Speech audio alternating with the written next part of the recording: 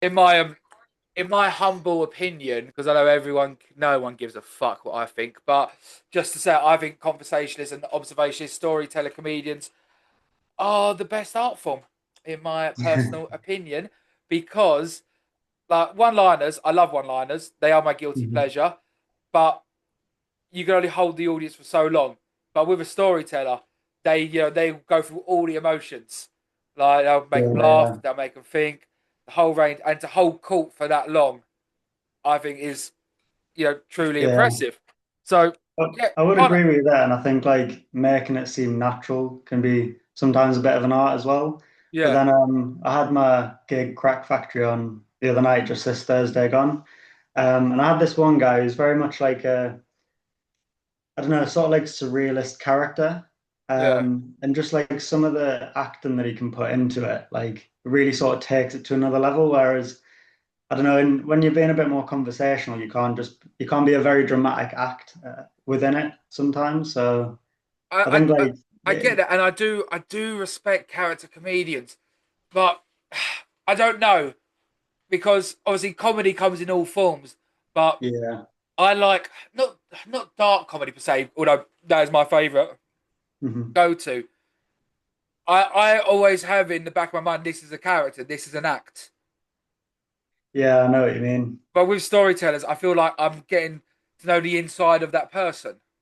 Yeah, feels very real and Yeah. like yeah, Maybe it's just I haven't got the balls to do a character comedy, and I don't know what I would do, to be honest. Like, yeah. have you ever thought about doing it?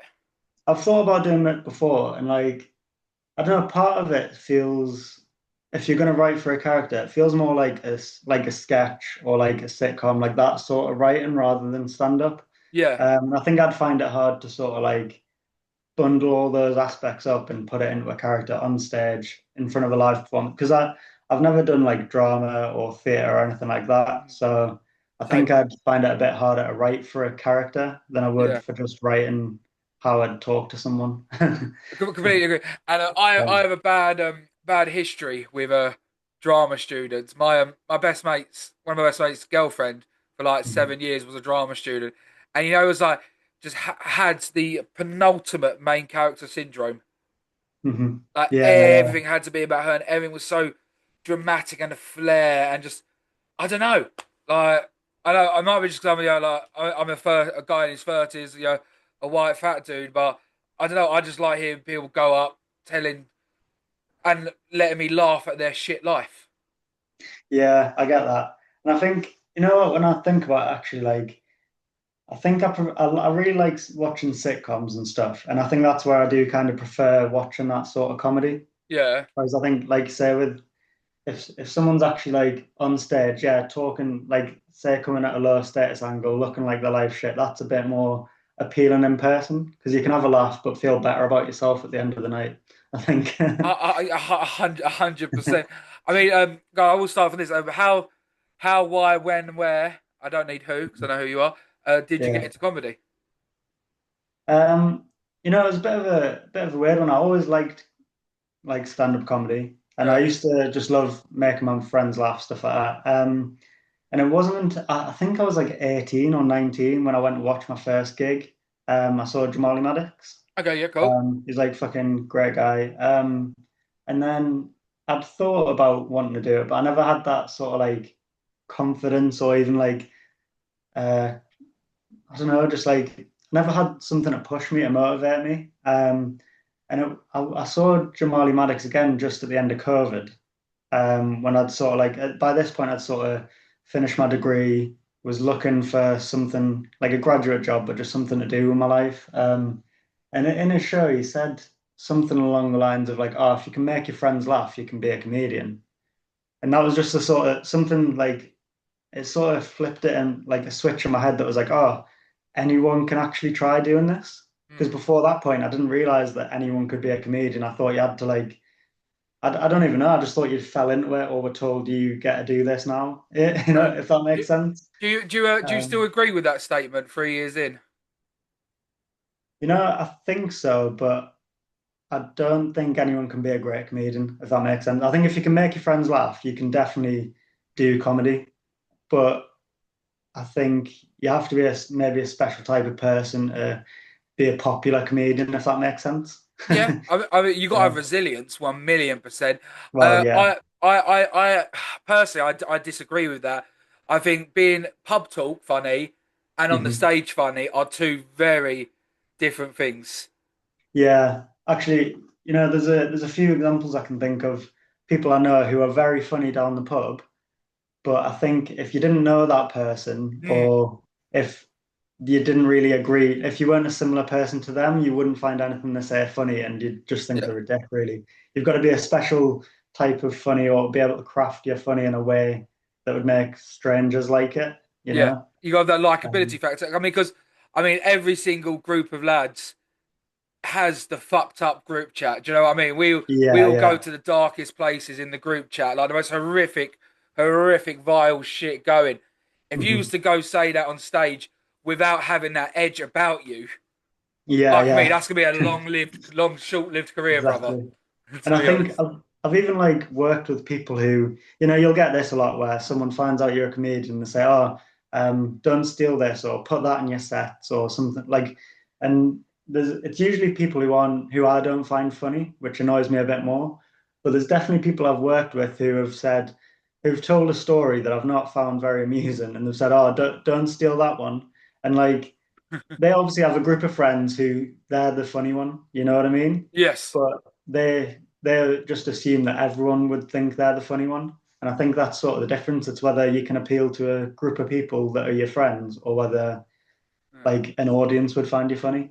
Well, yeah, it was always like Um, comedic not like comedic group mentality, because you become mates with everyone of similar interest of you, so you do become a little bit warped to think that everyone else in society has that same sense of humour, yeah, yeah, exactly. where they don't. Because well, like, so was you was always the funniest one in your group? Yeah, I'd say so. But it's a strange one because I think like especially in school, I didn't necessarily have a group. I had like I, I've I've got a few friends now who had a similar experience where like they never really fit into one group in school, but they'd have like friends who are in other groups. Yes. And I found like when I was hanging out with certain friends in their groups of friends would find me funny, even if I wasn't their friend. Hmm. There was obviously like groups of people who didn't like me at all, Uh, and I couldn't make them laugh. But yeah, I just sort of always got a bit of a feeling that I could like warm to different types of people and make them find it like once I get to know them a little bit, find out what makes them laugh. yes. So like I did always have a feeling that I can make strangers laugh, but I think over the last 3 years, I've realized like how to sort of take that back and I don't know, sort of generalize it for people I've never met and Hmm. different types of people and Okay. find work a broader spectrum of people laugh. But I'll go back to as well when I first started comedy. Actually, I applied for like an open mic at the Stand, which is like Newcastle's only comedy club. Yep. Yeah. So it's like quite hard to get in at. But I used to go and watch the comedy there a lot, and I got chatting to a comedian who he sort of put me in contact with someone in like Durham University. There's a great character comedian called Sasha Lowe, Hmm. um, who's doing like quite well in London now, but she used to run a society at the university for comedy, and she let me sort of go down there That's cool. and sort of try out at their open mic. But for me, it was quite strange because a lot of the Durham universities, like a lot, they're like very like usually privately educated from around London, not the sort of people I'm used to being around. And I'd sort of gone there with like my first set of it was mainly just one-liners, to be honest. It was just sort of like, I didn't know how to write comedy. And I was like, you know what? If I go with short form jokes, I know that they are jokes. Hmm. So they should be funny. And I'd gone in, started chatting to people. Not many people could understand my accent either because they were in their own bubble. Um, and to be fair, mate, like my first set just it didn't go well. Like I kept forgetting what I was saying, losing track. Was you But the lowly peasant they considered? Did you feel well, like? that's kind of how I felt. Like I wasn't sure if they'd just laugh at me because I was sort of beneath them, you know what I mean? But credit to them, they were very nice and supportive and cheered me on when I kept forgetting my lines. Afterwards, I sort of looked back at the set and I did get quite a few laughs. And I sort of realized that, oh, these people who I thought I had nothing in common with, Hmm. I can still make them laugh, or they can. There's something in what I'm saying that they can relate to, or can at least see my point of view. Mm. Um, and I think that's another interesting thing with comedy. There's people who like if you watch like American stand-up, you've never lived like a day in their life. You don't know half the references, but they still make you laugh, like Yes. looking at that perspective. And to be fair, going back to what you said about conversational styles, I think that really helps people see where that comedian is coming from and what their story is. Mm.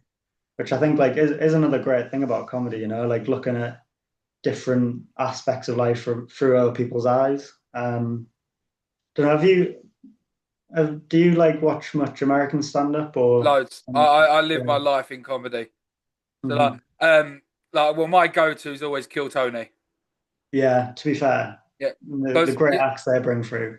it's great acts. It's fresh material, and I feel like the comedy world is evolving again. Like whilst Mhm. everyone loves stand up is always, the crowd work's amazing. It's always got an element of scription where I love the raw, unfiltered conversations between Yeah, comedians. And that's the thing I love about Kill Tony. I love the conversations after. I love the humbling if someone is dog. But also, yeah, and also, you hit the nail there. They are bringing through so many amazing, amazing acts, and yeah, from all walks of life. Jerry, like gay, black, disabled, mhm. Democratic, Republican, like they're anyone, anyone's going through, and I think that is the penultimate show in the world right now where if you're funny, you're funny. Yeah, There's zero yeah, box completely. ticking quota happening there. If you're funny, you're funny. If you're shit, they'll let you know you're shit. Yeah, actually, you just reminded me about there's one act called Ari Matti. Oh, I don't know if Arimati, oh, he's fucking yeah, mint. yeah. Yeah, I mean, no, like, Estonian? yeah, Estonian. Yes. How often do you even remember Estonia as a place? And like, Yeah. what I mean, he came on, did like an amazing like set, and I've just seen like he's doing the Kill Tony live shows and stuff. Like he's Mm, got like amazing material from his point of view, mostly of like living in America, but like it's just like it's crazy to see like people coming from countries like you're actually getting to see people from different countries that you don't even think of, mm. like like showing you that they can make you laugh as well. Yeah, Not say that they wouldn't be funny, but just like like you again, you wouldn't really necessarily know what you'd relate to with someone from Estonia, and yet they can still say something that cuts through to like a deep like core like your sense of humor. And it's like through stand up. But yeah, like you say as well, like a lot of the people on Kill Tony, like they can show they're funny, especially in the conversations, mm. and like with podcasts and stuff as well, you're really getting to like see funny people being funny, not just prepared funny, like Exactly. the Complete the script. material. It's And like, on my last sort of 3, 4 episodes, I've shat on her a little bit, and I'm going to continue shitting on her. Rosie Jones. I'm going to continue shitting oh on yeah, her. Look, she is the penultimate box ticker in this country right now, and she's not funny. I know people might hate on that, but like I always says, if you go back to Kill Tony, they have some amazing disabled comedians who are funny. It's yeah, not her disability that's not that I'm against. It's the fact that she is not funny. And yeah, I would yeah, love to see her go on a show where the live audience can, you know, be involved. Like, okay, when are you ever gonna see, 10-part compilation, Rosie Jones fucking humiliating hecklers? That ain't gonna happen. yeah, yeah, yeah, no, Like, could you imagine? Also, that'd be a long ass fucking show. yeah. you know, they- But I think like with that as well, you can see why, like, say, even in this country, I'd say more people in Britain watch Kill Tony than whatever fucking panel show that they've got on BBC at the minute oh, or panel Channel 4. shows in this You know what I country are mean? dog Like, shit. Actually, yeah, challenge that. Par, par question time. QI, yeah, QI banks, QI yeah. banks. QI is good, but I think even since I started doing comedy, you realize how pre-prepared the stuff is, and you Oh, watch million like percent. a lot of like the panel shows Jimmy Carr's on, and the TV comedians in this country just aren't the best of comedians. Like it's just they're not like all the comedians that you sort of like watch. Well, I don't know, like even the ones that do podcasts, they've got like Vittorio Angeloni and Mike Rice, people like that. They sell out at the Fringe.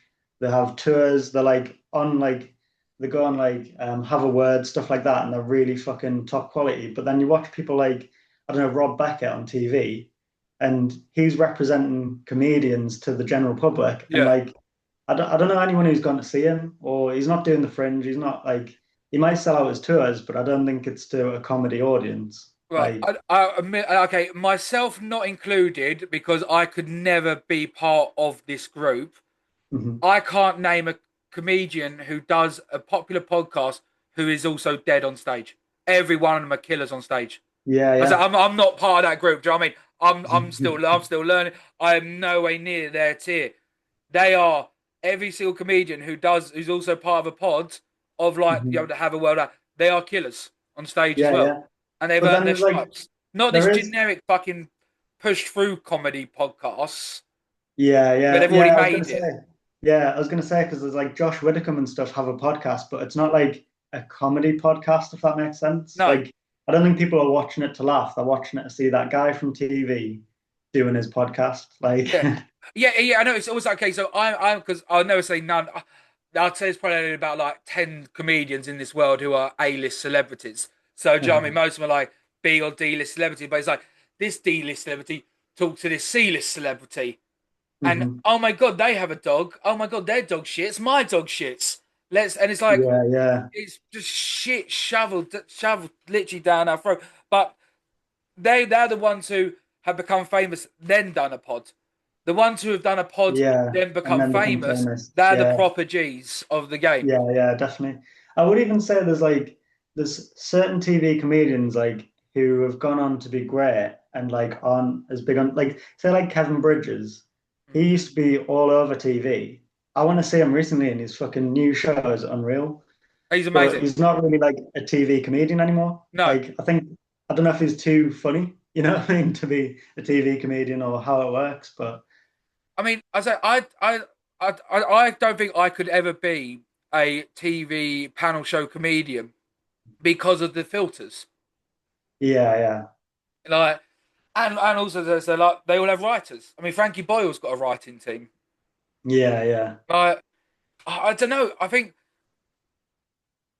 okay. I'm gonna because I've given people jokes before. Like, do Mhm. you know what I mean? I've thought of some jokes. I've gifted them to some people. I would hate the thought of like having to have rely on a team to be funny. Yeah, yeah. You've kind of like lost authenticity, haven't you? Like it's not you doing it anymore. Yeah, you'd rather bomb on your Yeah, own, yeah, yeah, to be definitely. honest. But I say that if I was a multi-millionaire, do you know what I mean? I'd probably, slurp it all up. Like, I'm probably being, yeah, Yeah, I see what you mean. Like, well, yeah, it's whether you want to be like just getting paid to do a job that you like, or whether you want to be like great at something you love. You know what I mean? yeah. Because 'Cause- like I think it happens in music as well. People sell out, they go for the money, and mm, like they're not really doing the thing authentically. Like I kind of if I'm gonna be a professional stand-up comedian, I want to know that it's me behind that. I'm the one putting the work in mm. and actually like reap the benefit. But becoming a professional comedian, I always wondered how much of it is actually being funny and how much of it is like the whole package. How marketable are you? How many like Yeah, because like we see people who do skits online, they'll go, do you know what I mean? They'll go do stand up and they'll bomb on their ass. yeah, yeah. I get what you mean. Like I think I've more thought of it like the other way, like because I know that there's a lot of great comedians who I think just aren't marketable. Like like Stuart Lee, well regarded in the comedy community, and I don't think he's ever, for some reason, hit something that made him marketable to the public. Mm. And like there's probably like loads of examples of those, to be honest. And there's even people like Jeff Innocent who, as far as I know, he's been doing comedy for like 20 years, and he's never really broke through. And then like I think it was like last year he broke He's a through. killer Like down south. yeah, yeah, Like, well, he's from our way, isn't he? Like he's from yeah. He's from Greenwich and like stuff. London anyway, and like last year he started doing stuff on TikTok. I think mainly targeting the riots, and that's when he hit his sort of niche, like his market of like I look racist but I'm not, Yeah. and it finally sort of propelled him. Which like for the last 20 years he's probably not. I don't know. That's probably not been in the public's interest as Oh, much, but I don't, speak of that real quick. I've had it in the last 24 hours. about 9 or 10 comedians on Instagram invite Mhm. me to their channel. Yeah, Have you had that? yeah, yeah. Had a Yeah, couple. which is obviously fucking agencies saying they're Hmm. good, and it's all because it's weird. I've never had this before, but in the last 24 hours, I think I've had Dapper Laughs, John Bishop, three others, all inviting me to their channel. Whereas, like, obviously, Hmm. this is agency run. Yeah, yeah. Do you know what I mean? It's like fucking OnlyFans talking to a fucking guy from Mumbai who's pretending to be Doris or some shit. Yeah, yeah, It's just like it's just the mainstream shit getting shoved down the throat. And like yeah, speaking of, like comedians who deserve the credit, who should be household name. Jeff Innocent should be a household name. yeah, yeah, In definitely. comedy, he is. If Yeah, like yeah. a comedian's comedian, he is 1,000,000%. Everyone knows him. He's fucking brilliant. But they haven't picked up on him yet. Hmm. But I think some of it goes back to the whole TV comedian thing, I think, like, because if the BBC are going to market you, they want you to be like family friendly, like probably happy to be written for, told what you Yeah. can and can't say. Whereas I think I've not met him, but Jeff Innocent seems like the guy who's going to say what he wants to say. You know what I mean? Like, But I then don't think also anyone's telling him what he challenging, can. challenging that. Okay, I hate using this word, but I use it all the time. He is also a bit of a box ticker. Yeah, I'm thinking I if I think, was a BBC yeah. journalist and I was the most evil person in the world, because we all know BBC is the most evil pricks it ever. Do you know what I mean? Black wife Mhm. looks like a thug, but is quite flamboyant. I thought that would have been like a little gold mine for them. Yeah, but it depends what they're trying to push, you know? Like, True. do they want to push that old bald guys can be queer, or do they want to push that like you've got to be straight as fuck and not like immigrant? You know what I mean? Depends what they're wanting to push. Yeah. What Like, what agenda? I mean, so yeah. What do you want out of comedy? I don't know. I think like originally, like I was sort of blinded by it. I was like, you know what? I want to sell out the fringe, be famous, tour the world, be on TV. But now I'm definitely more aiming towards like, yeah, I kind of want to be able to just like sell my own shows and tour. Like, I think I'd be happy if no one knew who I was, but I was like doing shows around the country at little 200, 300 seater theaters. Just knowing that like people want to come see me and I can make them laugh. Yeah. But I definitely don't really want any fame attached, you know? Like, Doesn't it sort of come hand in hand a little bit? yeah, I think it depends. Like, Or would you like to you be know, like, famous in your own community? no, like I think maybe around the country or even like in other countries, but you know, someone who I sort of aspire to a bit is like Daniel Sloss because Right. he's managed to like sell out the like theaters around the world. Like I think like one of them was like that he did the Sydney Opera House, which is just insane. Yeah. But if I talk to people who I work with or just like some people at a pub, they won't have heard of Daniel Sloss. Like he's got Netflix specials and people don't know who he is. Yeah. You know, like he's living a comfortable life. He's doing comedy. He doesn't have to take shitty work he doesn't want to do.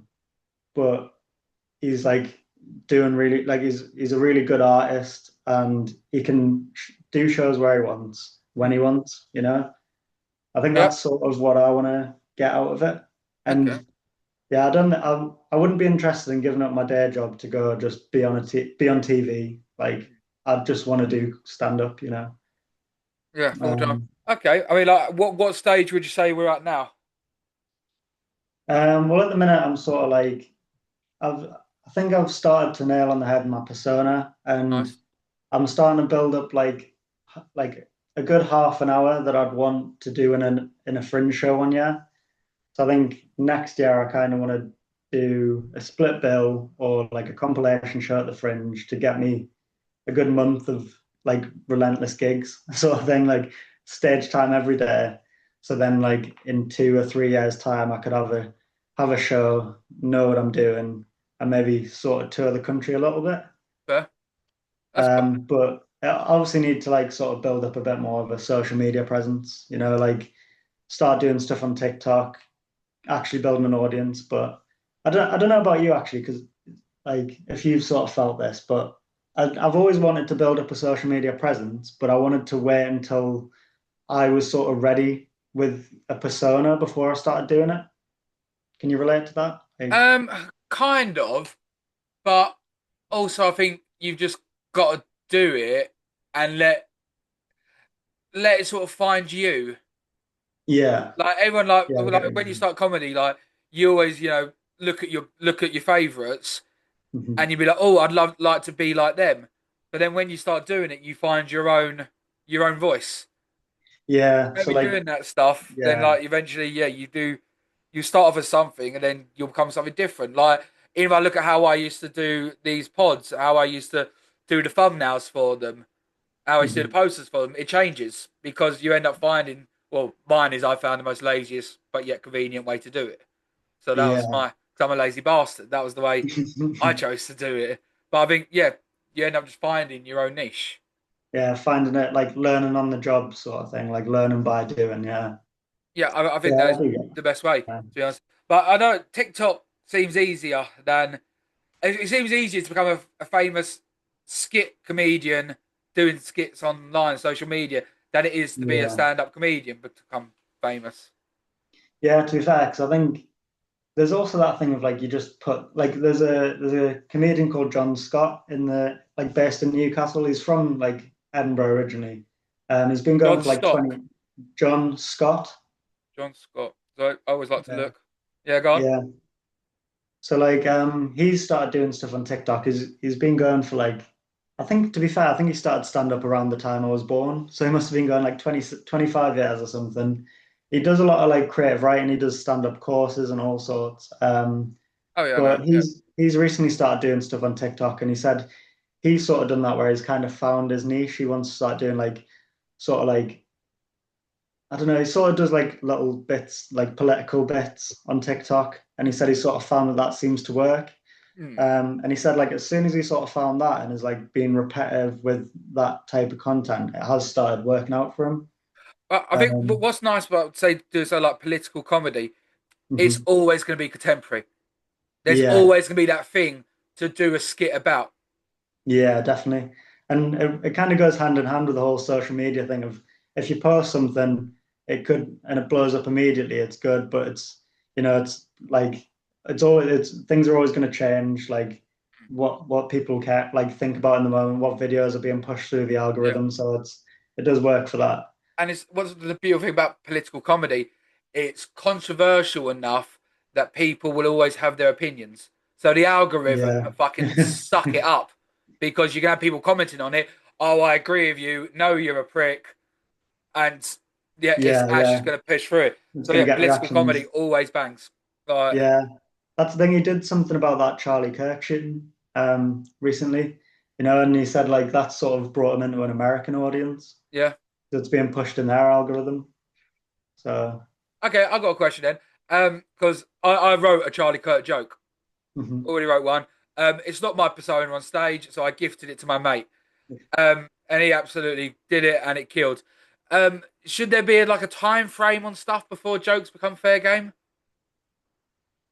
I think it depends what it is because I think like I mean like 9/11 is a classic example. Like I think so many people were sort of like touched by I mean I don't remember it, but so many people were touched by 9/11, this big tragedy. Mm. No one sort of saw the other side, and I think it was very insensitive to joke about. Charlie Kirk, I'd say, is different because a lot of people, whether it's right or wrong, a lot of people didn't want him alive anymore. I loved him. I loved him. Charlie Yeah, Kirk was one of my heroes. I thought he was brilliant. Absolutely loved yeah, him. But being a comedian, you can't help when your creative noggin starts going. yeah, yeah. It was. I'll tell you the joke. Because this will come out in 3 weeks. So, Charlie Kirk was considered very far right. It's a shame he wasn't a little bit more left because then the bullet would have missed him. Yeah, that is good. See, so something like that, I think you find a joke about straight away because it's not even saying like, oh, I deserved it or like Hmm. it's what you would have wanted. It's just generally like, yeah, well, it just is what it is. It's not actually taking the piss out of the situation. There's no victim. You're the victim for being a bit silly. Yeah, Which, to be fair, I like silly comedy because that's one of those which, like, everyone's going to get on board. Even I think, like, a lot of people who are a fan of Charlie Kirk would find that funny. Um, because my gig was on Thursday, it was like within a day of Charlie Kirk being shot. There was a couple of jokes, and one of them was about what was it? Oh yeah, because he was such like a guns rights activist. And he said that like what was it? I can't remember the quote, but he'd said something along the lines of people being shot is like worth keeping your Second Amendment. Yeah, So him being shot is what he would have wanted. It was along those lines, which like it was funny, but I think staunch Charlie Kirk supporters wouldn't find it funny. yeah. You know? Only like a select few people would find it funny.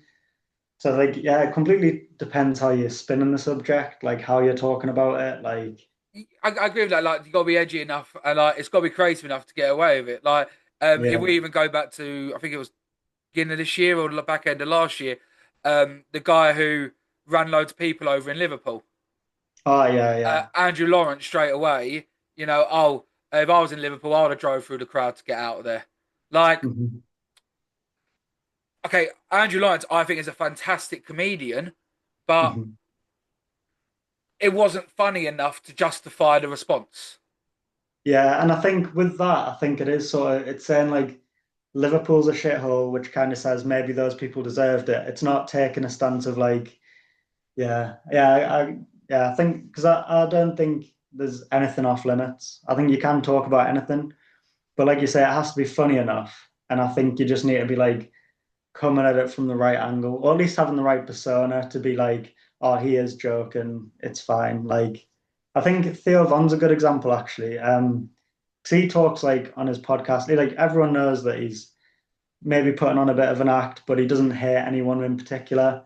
But like he was talking to someone the other day and he just mentioned Down syndrome people and said, like sometimes you'll be in a cafe and like one of the Lord's remixes comes through the door.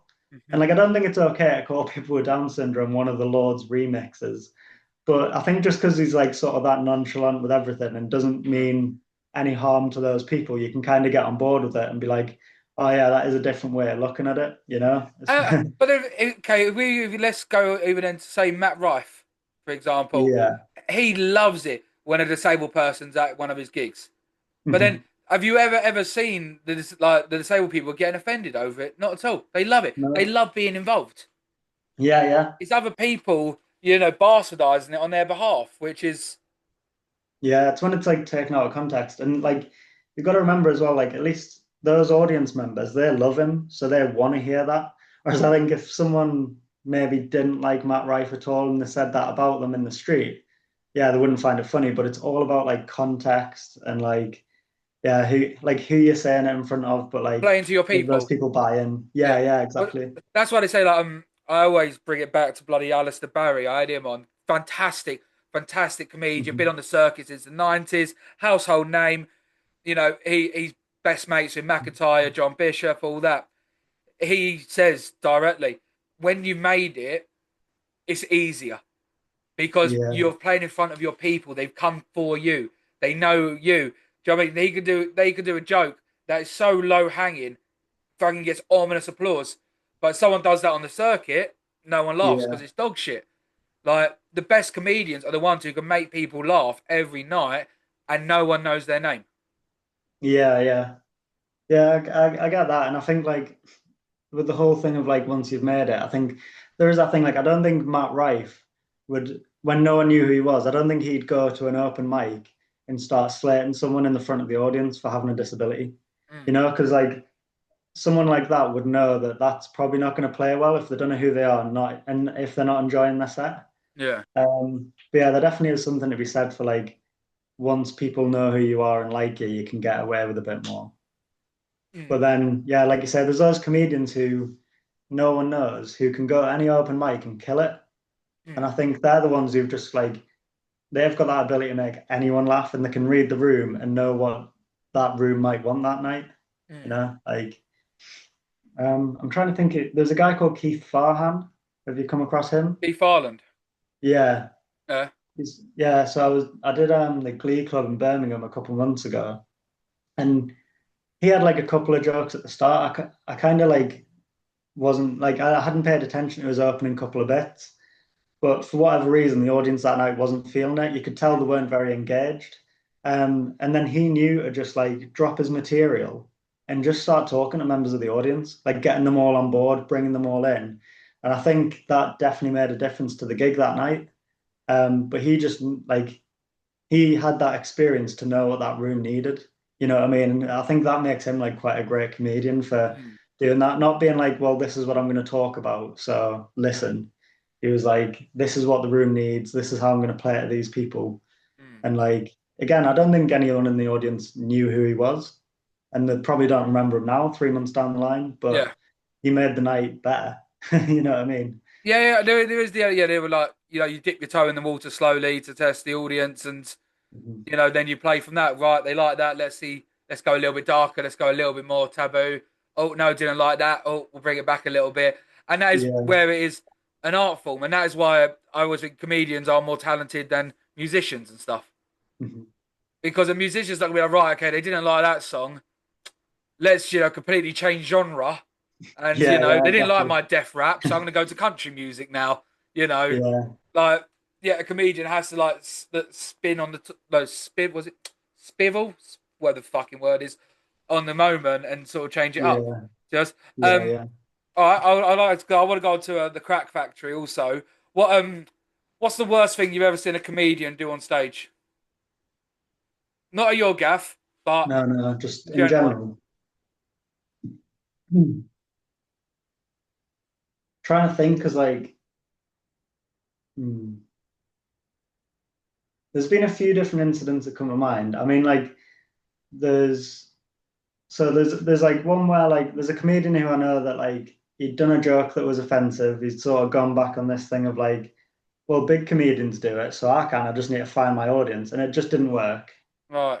But then I'm also kind of like there's actually I'll go with this. There's an MC who's quite experienced that I No names, saw. yeah. No names. Yeah, no names.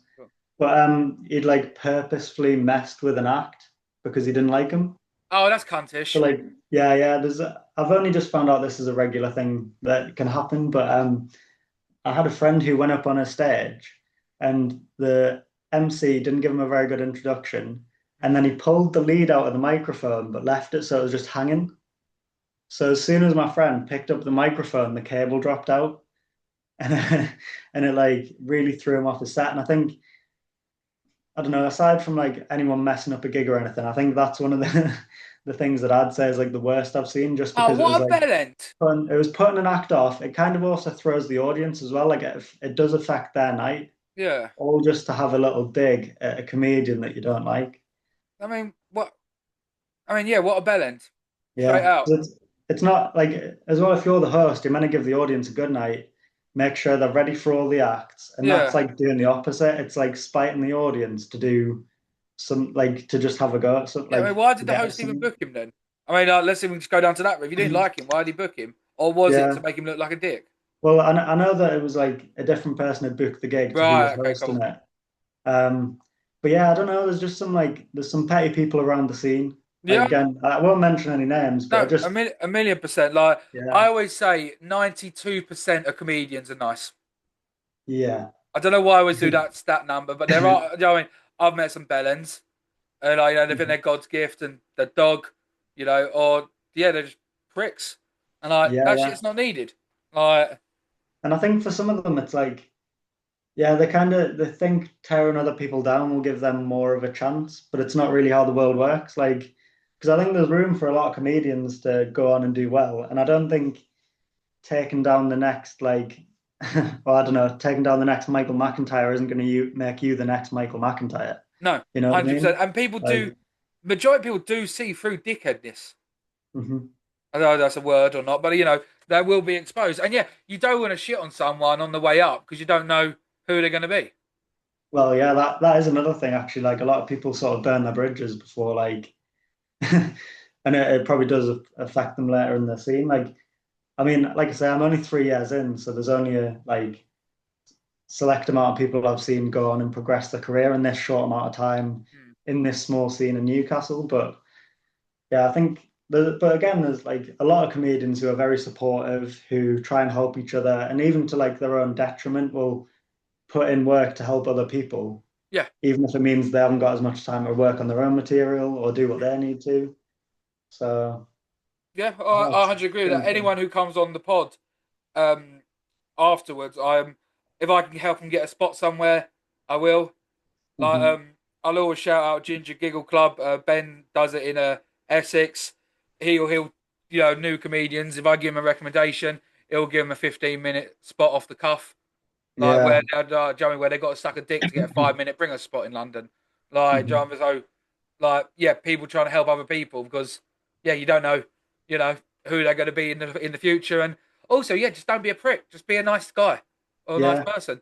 Uh, Well, it makes it better for everyone, innit? If like everyone's networking, helping each other out, rather than like any sort of pettiness. Because I have seen there's some bits of like there's some scenes where it's just a bit cliquey, like, and you've got to like either be in with the group to get anything, or if you're out of the group, you're like ostracized and yeah. got to make it elsewhere. But it's much better when everyone's sort of helping each other. Like, I don't know if you've done any gigs in Manchester. No, I'm not, Um, but I speak with a lot of Manchester comedians. yeah, yeah, they're all Jamie great. And they've Hutchinson, got for fucking example. Well, yeah, yeah. And like there's a lot of open micers up there which have a lot of time for you. And like I met a couple at one gig and then all of a sudden like they're sort of recommending me other people's gigs around there and getting me on and stuff. Like just like really supportive and helping everyone and it's Where, like a where have you nice done in scene. Manchester?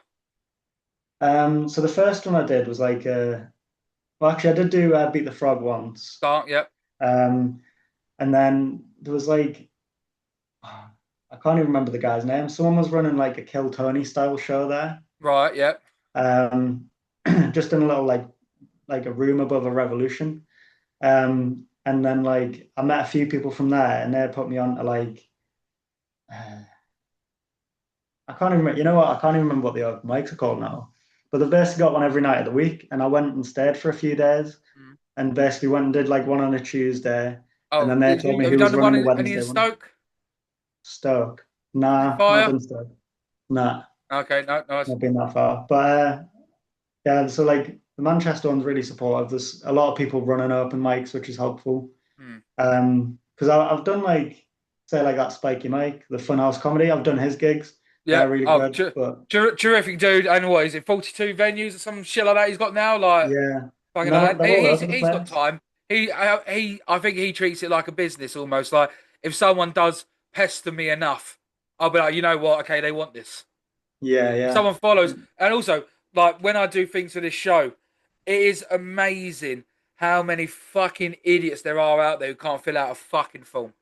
Oh yeah. It is mad how many people. And I know someone like so I'm doing starting tomorrow. I'm doing like a multiple project thing where it's like I'm interviewing people like Mhm, men's mental health, women in comedy, trans in comedy, gay in comedy, black in comedy, all that stuff. Yeah, so many mhm. people who I know it sounds silly. They trying to be funny on a fucking form. Oh yeah. It's like let your Yeah, I get material do the fucking talking. Like, yeah, yeah. if you fly it, I'm gonna watch your stuff and I'll think if you're funny or not. Not just filling out a form, not just trying to do my fucking logistics. I know. I've noticed that actually. I think I don't know if that might come from like some people's insecurity of like, oh well, I need to prove I'm funny now. But like, yeah, because I was putting out sign up forms for my gig, and there's like, it just says how many gigs have you done. It gives me a rough idea how experienced are you, how Yeah, much I can rely on you, and like I don't know, they'll just put like they'll literally just write thousands or yeah, like oh like enough, and it's yeah, like no, no, I need to know. Like you don't need to prove to me now that you can be silly. Like mm, do that at the gig, or yeah. you know what I Or with the mean? link you said, I'd one Yeah, who was with a like, link, "How yeah, long you been doing comedy for?" And it was like, "Before you were born." I was like, "Well, you're a bellend. Like, yeah, I'm not gonna fucking bother. Like, yeah, just exactly. And like you say, it's like you're trying to do admin. Like in that moment, you're not being like, oh, who's silly? Who should I get on? yeah, But I guess as well, like if you're new, you probably don't understand that fully. You might think it's all a joke, but like some aspects you need to be serious for. Like at yeah." least like yeah. Yeah, it's like I tell you, funnily enough, the one of the ones an episode I am doing is attractive women in comedy because I want to hear because women in comedy they're absolutely smashing it. They're going through, but there's a lot of fucking weird men out there, Oh yeah, yeah. and I want to hear. I want the gossip. I want the gossip so badly. Yeah. Like not in like a weird, but I just want to hear like what fucked up things men do, or like the soy boy creeps and shit. But so many blokes have ticked attractive women, and it's like Yeah, I don't like just. It's like you're saying, mate. It's admin. Just let me do the admin and move yeah, on. yeah. So like with because I was gone to crack comedy, what is it? How does it run? What type of level is it? How many acts you do? You're the Mhm. compare, correct? Yeah, so I did do it for a bit where I was comparing every other one, but then I kind of enjoyed it, and it's kind of my chance to do a bit of hosting. Yeah. I've been doing everyone more recently. I mean, to be fair, mate, I didn't really have a clue when I started like how to run a gig, Mm. so it's definitely changed. But I've always kind of gone at it of like, at least want like a quarter of the acts to be experienced, know what they're doing, like good value for money, and well, and I always want like at least two acts to be very new to give more chances to people who are just starting. Because Yep. again, like Good. I said, Good. there's not many chances in Newcastle. You can kind of do the stand, but that's performing to 300 people, and if you don't do well, you might not get come back. Yeah. So Or like, that you might not want to go back. well, yeah, or you might not want, yeah. So you Yeah. kind of need like a safe space for them. But like I originally had like I was trying to just give as many people spots as possible. So I was having like 10 people on in three sections, and it was just so fucking long. Yeah. So like now I've cut it down to having like six per show. Well, what do they Two get? Fives, tens? Is there a headliner? so like I'm usually quite relaxed with it because I know a lot of places it's like you have to do five. If you run over, I'm not booking you again. Mm. I just give everyone like 10, but say if you want to do five and maybe bump it up to a seven if you've got a bit more to try, do that. Which keeps it quite relaxed. And also, it was always like And read the room. If you're killing it, yeah, yeah, bang on for yeah, another keep 2 minutes. going. Like, hang on. I mean, if you're killing it, like, but you've booked for a five and you get 5 minute 30, oh, round of applause, but he went 30 seconds over. So, Yeah, yeah. I'm the Gestapo. I'm not booking him again.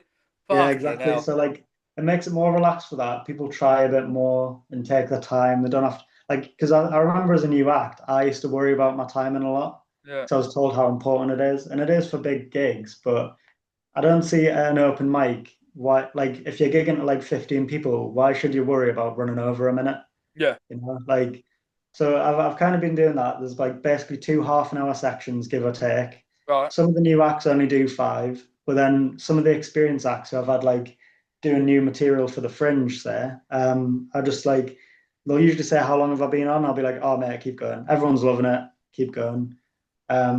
So we usually end up having about like two half-an-hour sections, Mm. which keeps it like nice and short. I get to do a bit of MCing and it doesn't like overrun.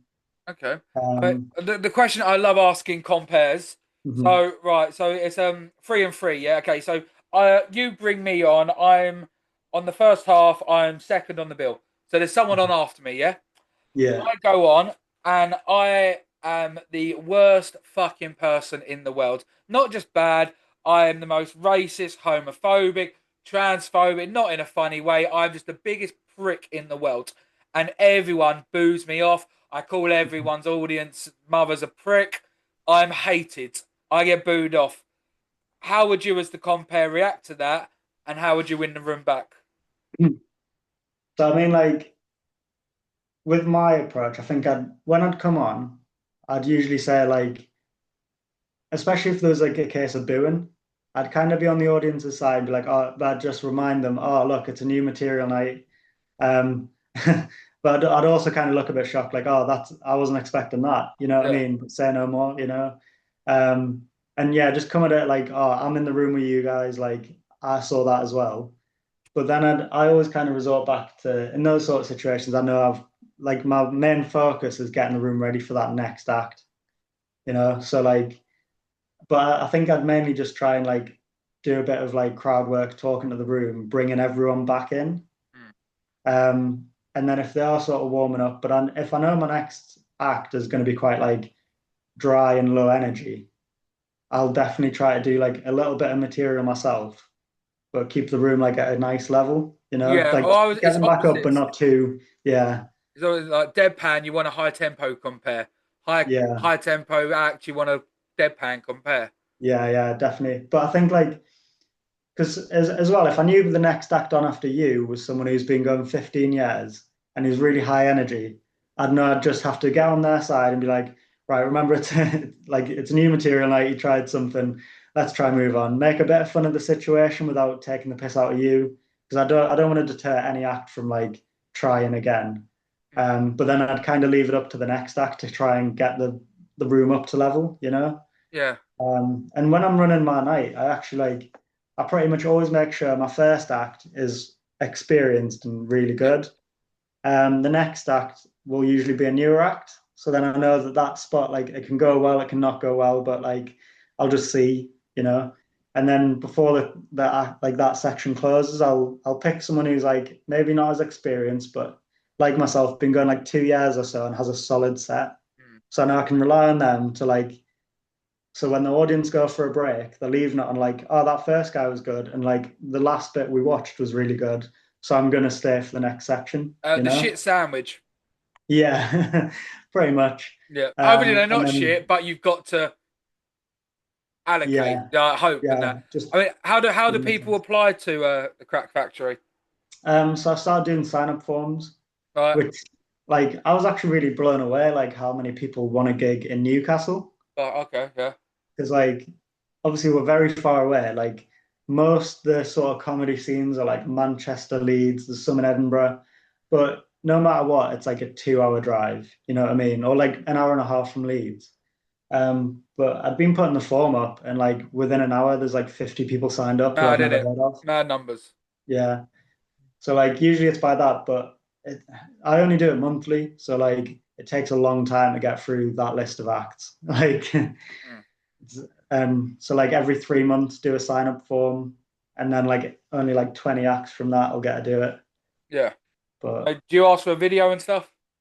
yeah, I usually ask for a link, and but to be fair, like I sort of pick at random who's going to perform, Right. and I make sure like again for those like that first and last act, I kind of want to know who they are, Yeah. just to make sure there's two acts that I know are going to make the night worth something. Okay. Oh, I've got And a fun one. then What's the male to female ratio of people applying, would you say? um, I've looked at this before. I think about a sixth of the acts are female. A sixth. Yeah, yeah, that's about, Yeah, yeah, about right. yeah. So Mad like stats, mad stats. 16%. Uh, uh, yeah, But then I've had like female acts doing my gig before who have then like on stage commented it on the fact that they're the only female act. I'm like, but there's six people on, and like one in six comedians who apply are female. yeah, So like if I'm doing it fairly and not being sexist about it, 1/6 of the acts will be female. yeah. But if I'm gonna be like, I don't know, preferring women, then like a third of the acts or half the acts will be female. But I get like, that, dude. I worry about that all the time because, and as I said, this is episode 104. I haven't had a black woman on yet, but mhm, Do you know what I mean? I've anyone who's like I've reached out to me. I've been very mhm. humble about it.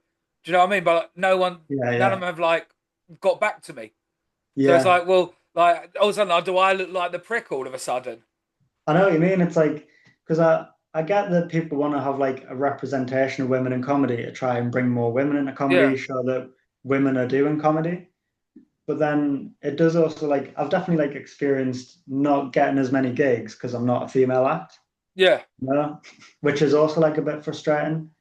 But then like yeah, I don't, like I think it's just like a hard thing. It's like what do you do? Do you kind of like I don't know, kind of over-represent one group to try and make them more representative, or Never, never. you know, Equality, like quality of outcome is the fucking plague of society.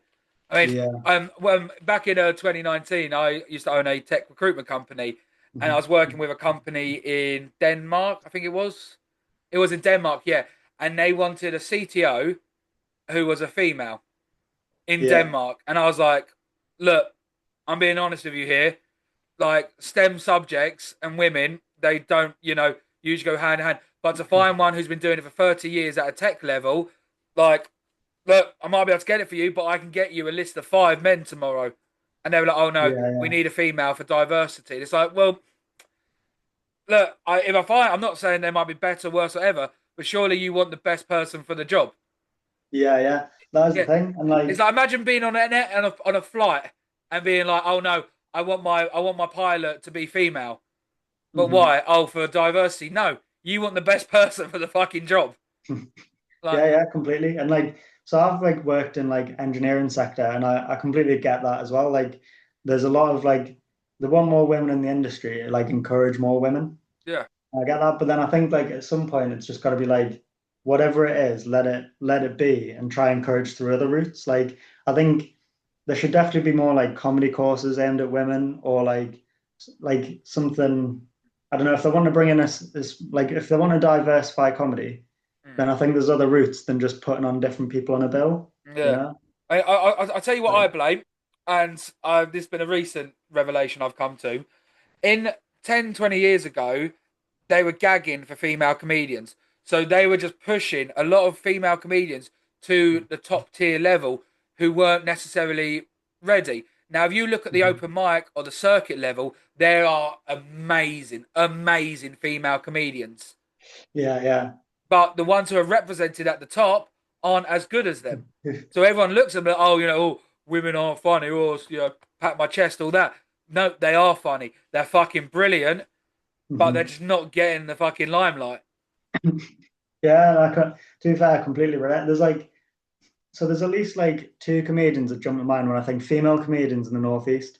There's Lauren Patterson, who's like amazing, and there was Louise Young. She's kind of moved to Manchester, but they're both people who like I know it's not the measure for everything, but they sell out the Fringe. They've done Yeah. bits on TV. Like Louise Young actually did support for Alan Carr recently, Okay. Yep. and again, like they're both comedians who are like I don't know, they're definitely getting like the accolades they deserve as like a good comedian, and without having to be like, oh, I'm a female comedian. Yeah. Oh, she's a But good female comedian, not she's a comedian who's female. yeah, exactly. So like there definitely is like the talent there, but it's probably to do with the representation of media.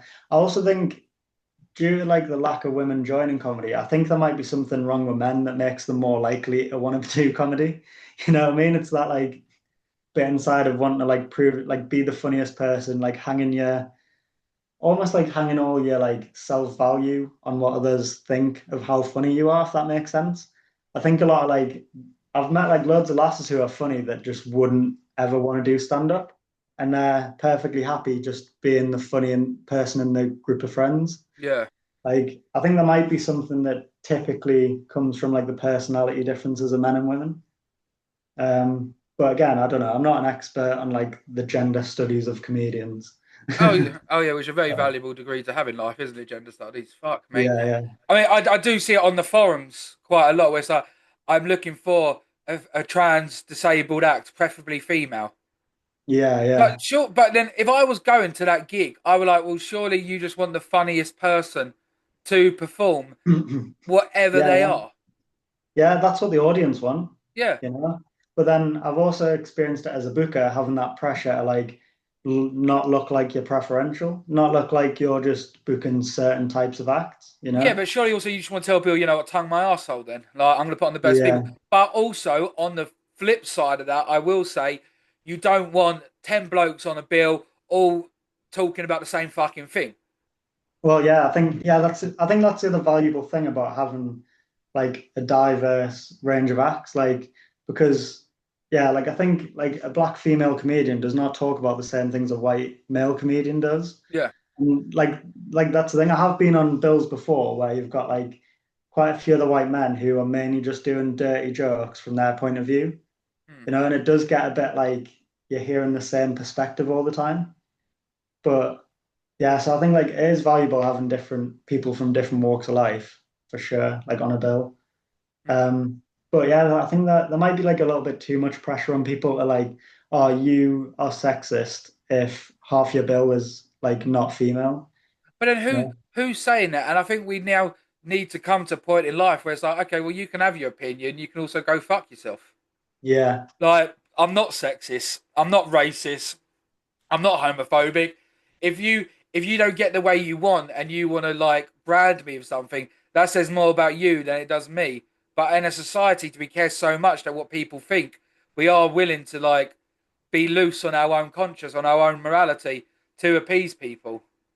Yeah, completely. I mean, I can't even think of anyone in particular who would be criticizing, but like, there probably are people who are doing it like just to push their own agenda or, you know, like, because it might benefit them. Or there might be just people who are just doing it like, look, I've called that person sexist. That means I'm an ally to feminists, you know? Like, I don't think all of it is, especially at this point, like benefiting society as a whole, you know? So I think there is like definitely a good point to make of just like, be yourself and like do what you think is best.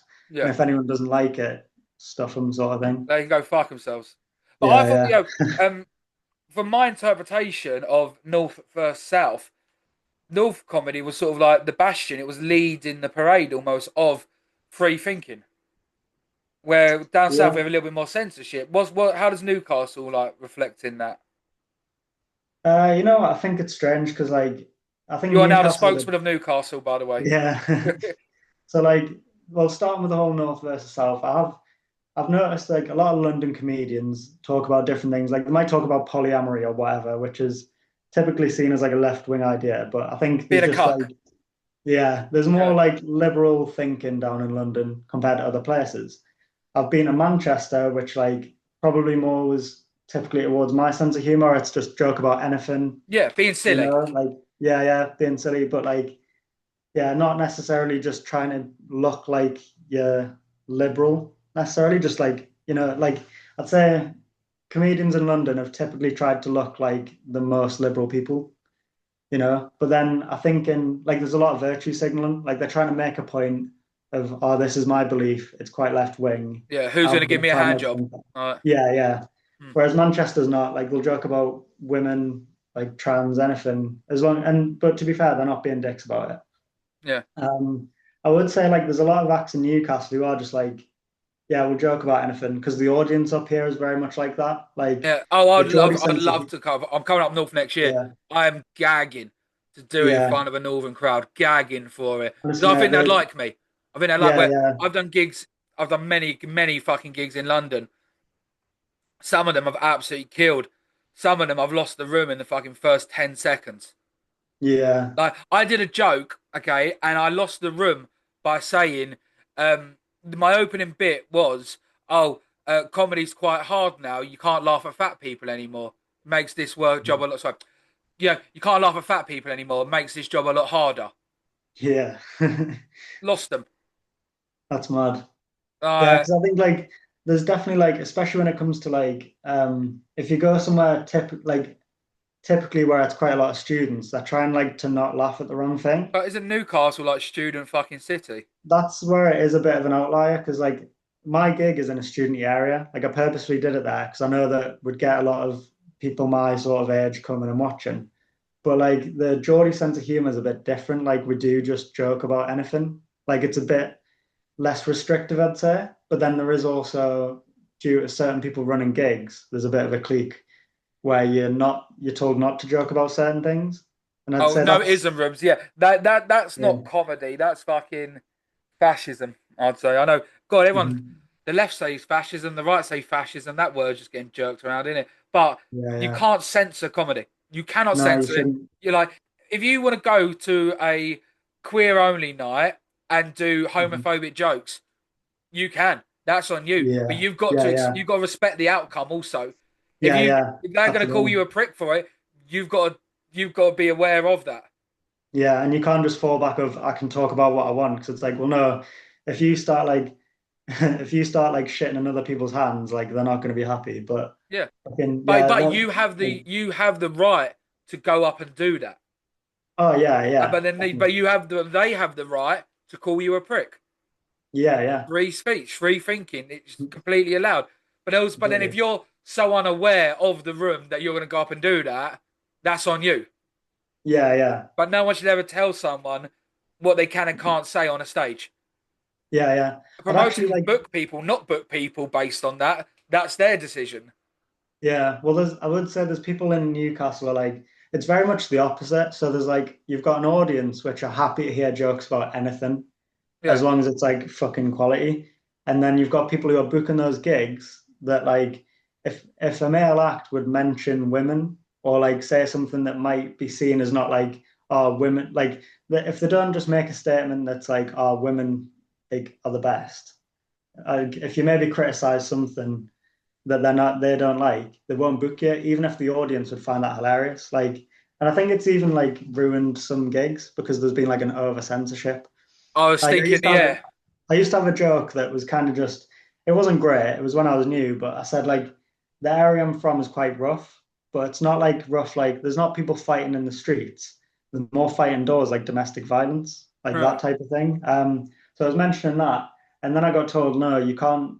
don't do jokes like that again, or we'll not have you back, because it's like joking about domestic violence, and it's Right? like it's a joke that has domestic violence in it. Yeah. But I'm not saying domestic violence is good by any means. You know, No. I'm actually saying that's why my area is a shithole. Yeah. So they can But I take a was still punch, but they can't take threatening a to, joke. All right. yeah, in it. That's a ridiculous thing. So like there is just like a, and I think that was another thing of just like censoring just to virtue signal, just to say, Yeah. look, I'm against domestic violence, so you shut up. I've told you off. That Yeah. means I'm the good person. Yeah, You pretty. know? But also, imagine if you did your joke before, be like, right, just so everyone is aware, I am against domestic violence. Yeah, I don't go, now who's ready for the joke? No, the joke is part of the shock value, the takeaway, the yeah, misdirection. Do you know what I mean? exactly. And I think Leading it like down. that's almost like belittling the audience as well. It's like it takes away from it Million being a percent, bro. laugh. Million It's not percent. saying listen to what I say and then them listening and being like, oh yeah, that's funny about domestic violence, but I can tell like the audience knows that you're not up in domestic violence just because you mentioned it. You know what I Yeah. mean? And Oh, then they expect to have to like apologize to an audience afterwards or tell them, by the way, I don't agree with it. I yeah. think at that point you'd kind of just taken them for mugs like babies and almost Yeah. treating it like school, like with like where you need to teach lessons Oh, about everything you a, say. Like, a million percent. But I do also say, like some people, I agree, treating them like he's treating them like kids, but also some audience members do need to be treated like kids. Like doing comedy, I have unfortunately realised how stupid the general public are on mm, some elements. Like I did a joke the other day, and I don't care. This is a good joke. It was well written and it was funny. But mhm, I will admit, I do some shit jokes. I do shit jokes that aren't funny, that are just not mhm, well written. But this joke is a well written, funny joke, and the audience didn't like it because of the topic. Joke goes, look, I'm gonna be honest now. I'm against gay marriage. mhm, Boo, hate you, love it. Okay, I'll tell you for why. When a man and a woman get married, a woman's workload increases by 6 hours a day. When a man gets married, their workload decreases by an hour a day.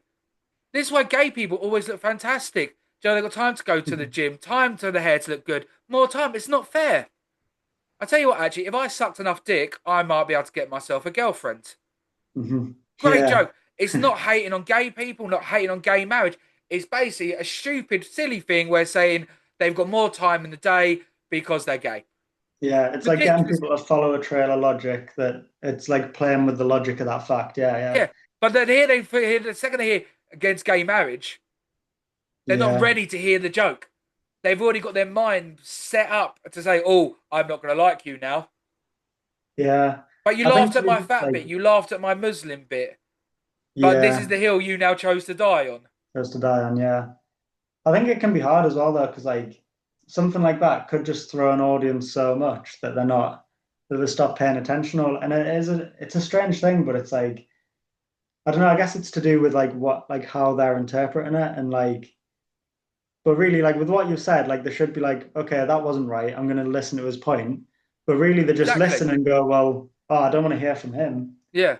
Like they So close off I used to have rather an than. economics teacher who had a Mhm, stutter, and it was like the stutter was probably like by one every probably about a second every minute. He'd just go and like that. But you'd mhm. end up listening to him more, waiting for the stutter. Yeah, yeah, And it's so comedy. If they say so, you're like, oh, I'm going to listen now because I'm going to. Do you know what I mean? Oh, I want to hear mhm. this. But no, they made up their opinion. So would you say comedy in Newcastle it is growing quite rapidly? Um, it's a strange one, you know. Like I feel like as I've run my own gig and stopped going to loads of open mics, I'm seeing less people coming through.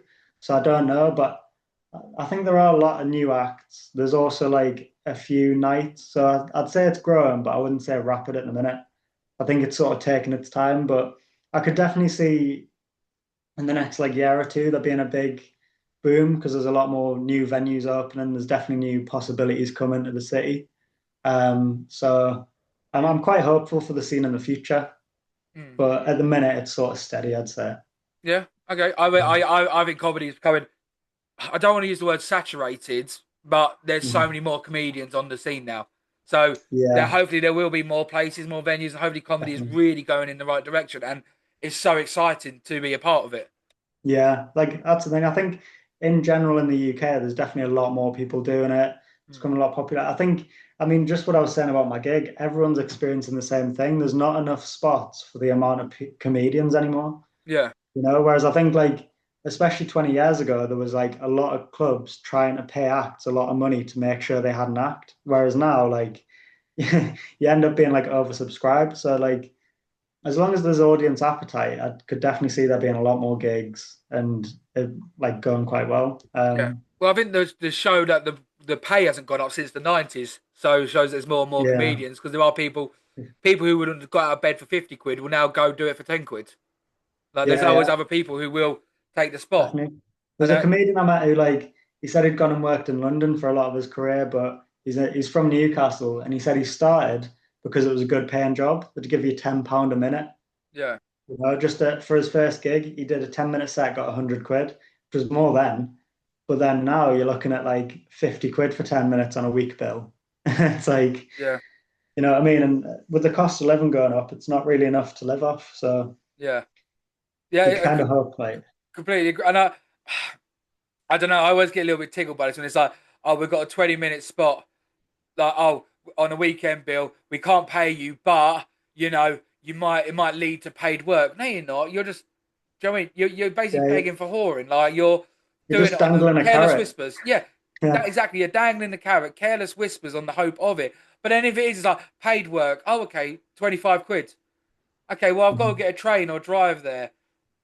Yeah, I've got to yeah. give up my night for 25 quid or something like that. And yeah, it's, I don't know. It is But mad, but I think that just makes comedy like I swear it's one of the most expensive hobbies. yeah, Because I went and did like hot water, which like to be fair, I didn't expect to get paid and I didn't. But it as was long as like you a got your Sunday picture, as night. You what? long as you got your Yeah, picture. yeah, do it for the pictures and the video and just to be on a nice stage. But yeah, so it was like 3 hour drive there, 3 hour back, on a Sunday, full room. So they Yeah, must have got a bit of money for it. But yeah, obviously it was probably like 50 quid of petrol for me, and it took like a full day of going yeah. there and back and performing. And you got a Like, driving comedy. yeah, definitely. Like you can't get a train after a gig's finished. So Yeah, exactly. But that's also hard because of the drinking. yeah. Like, I'm a I drinker, think so that's probably one of the only reasons sometimes I do gig in London because I know I mhm. can get the train. And like, I know some people say, "Oh, you shouldn't get drunk before the show." I don't care. I'll get drunk before, like, because I'm Yeah. going there for a fun night. Yeah, yeah, that's the thing. I think like especially like more for those nights which are less serious, like it is more for fun. Like you're not doing a gig to like, I don't know, 10 students above a pub, like as because you've made it. Like at that point you're doing it for fun. Yeah, if you're doing a gig in front of 300 at a club, like you've got to take it a bit more serious, but you've got to remember to have fun as well. Like, Yeah, I think that's also your persona. Like speaking with Jamie, he'll get mhm. shit faced while going on, but then that's him. That's his persona. Yeah, People like yeah. they love that about him, and I think he has absolutely nailed that on the head. Hmm. I'm allowed to go on stage, absolutely wrecked off my face, but that's me. Like, Yeah, and they're yeah. like, "Oh, we love it." That's the formula we all want. Like, and Yeah. like, I've just got to commend that so hard. Like, these people who treat it so military and stuff, it's got to be fun. Yeah, yeah, Um, definitely. I think oh, for me though, like I was driving for a lot of gigs, so I think I've mixed like drinking and performing like a handful of times, but not regularly. You know what I mean? And like the that's the one of the downsides of running a gig is you can't get too drunk because like it's like you've got to keep a level head like after you've performed just to make sure the right people are coming on, mm, like check. I think it adds to a lot of the stress, like of that night. mm. Um, but I've definitely done a few gigs shit faced and it's been class. Like, I've done a very few. Like, I one night, one day I had three gigs at once, all in London, an afternoon, an evening, and a nighttime one. And by the nighttime one, I was shit faced. yeah. But it was like, but I still did a good job. That's what I've got to throw out. I Mhm. still did a good job because I was a rugby American football player. Like, I could pack 10 pints and still, do you know what I mean? Like, whole Yeah, cock. yeah. So, But I think like doing a drunk, it also like it does free up a little bit of the worry, like a bit of your mind, which is like, right, I'm gonna say this. You have that kind of filter that goes, will they find it funny? How can I make it better? But then I think if you're being conversational and you've had a drink, it sort of comes out without Yeah. those barriers, and I think that can sometimes help as well. And also, what type of drunk are Interesting. you? To be honest, like if you are a drunk who's like cheerful, happy drunk, fine. But if Yeah, you're the type yeah. of drunk who's going to go smack your missus at night time, then maybe don't. Yeah, I've not even thought of that actually. There probably are some comedians who, they'll have a few drinks more than they intended and they're, yeah, wanting to throw themselves on the tracks before they get up. Yeah. But like, Well, yeah, like yes, very like, I different. say, well, me as a drunk, unless it's whiskey. If it's whiskey, then I'm game over. But Yeah. what I mean, I can neck 10, 12, 13 pints and be jolly. Hmm. So there's Yeah, no yeah. problem with So that. it works. I think like, yeah, that's the thing. Like Jamie Hutchinson's definitely like life of the party when he's drunk. Yeah. I think I have actually seen an act. Yeah, I think a couple of times I've seen acts go up very drunk and tank a gig. Like someone was hosting mine once, and they had a lot of drink, but then like they just started like their girlfriend was at the gig, and they just started telling an embarrassing story about their girlfriend, which just made her uncomfortable, Yeah. and it wasn't funny either. So like, I think that just like, yeah, some people need to stay like sober Yeah, when but they're that all doing a depends what gig. type of Like, drunk they are. yeah, Like yeah, if he they are definitely one of them wasn't ones, like the bubbly yeah. type. But I completely get that. So I've completely revised my whole opinion on being drunk and doing comedy. As long as you know what type of drunk you are, then Yeah, yeah. fine. So, Garner, we'll sort of finish up with these couple of ones. What's been your favourite moment in comedy, and what time have you personally bombed the hardest?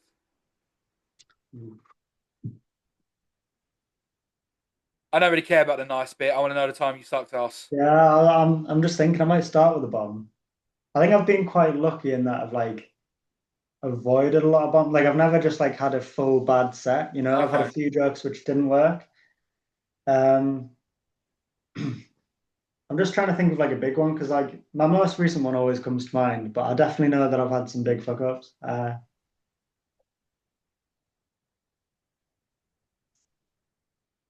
Actually, to be fair, yeah, there was this one time I was doing a gig and like it was one of those weird rooms where it was quite good for comedy, but it was in like a loft, Right. of a Okay. building. So like it was a very I remember it was in the middle of summer.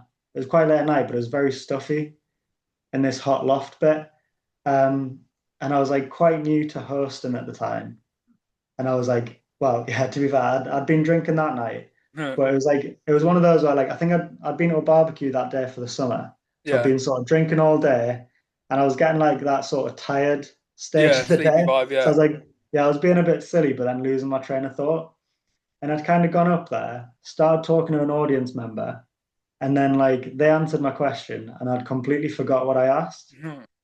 Um, and then I'd asked them what I'd asked them, and they kind of replied back, but then everyone started laughing at me for that. And then I was like, oh shit. I was like, right, well, I better get on to your next act. Completely forgot who was on. So I was like looking around this pitch black loft, like looking at who might be on next. Um, and yeah, I think the act ended up like walking towards the stage. So I remembered the name, sort of brought them on. But it was it must have been like all that must have took place over like a minute, but it felt like an hour, Yeah. because it's like you forgot something. And then when people were laughing at me for the wrong reason, I didn't know how to get them back on side. And the only thing I knew I could rely on was bringing the next person up, who I also forgot. And like, I've done that yes. before. I've gone like, oh, this next act, he's a good mate of mine, long term friend, killing it in the comedy scene. Mhm. Please be on your next act. Fuck. But I've called him my mate, one of my best Yeah, friends. one of my best friends who I don't even know the name of. You know His what name never comes to God, mind. Yeah. Godfather to my son. Gave my mum a kidney. The best guy in the world. Fuck. That guy. Oh, it's fucking awful. Okay, go. So, well, what's been your favourite moment then? Favorite moment. There's definitely been a few like for like because I'd sort of took little milestones, but like of like aiming where I wanted to be. But I think when I'd started running my own gig, I definitely just wanted to like sort of pack it out regularly, stuff like that. And it got to a point when when it started like sort of gaining traction, where I was like I still didn't realize about like sort of like only selling to a certain amount for a room, if that makes sense, Hmm. and like definitely like managing capacity. So I remember I was putting up like 50 tickets and we'll see how many sell. The room could only hold about 35. Right. And like that night, I think there was just like it was at a good time where like students were going out. Um, I think a few of the acts had invited people along. And I'd sold like 40 tickets to this room of 35, and we had to get acts in as well. So like it was a nightmare logistically. We had like I think I had like 8 acts on. They were sat on the floor in between like tables of audience members. But there was just something about that night where it was like it just really like it felt like everyone was having a good time. There was a good atmosphere, and like that was the first moment where I realized that you can kind of like put on a great like make sure that a room full of people have a great night, Mm. and that there's like this electric buzz, and it just felt like not take all the credit, but like I felt like I'd sort of had my part in creating that, because Nice. I chose the acts. I'd got like the sort of like right venue for a comedy night, and like yeah, it was just one of those sort of nights where I came away thinking like, oh, this is definitely like it's fucking awesome that you can like put on this big party and like sort of culminate an event where just everyone has fun.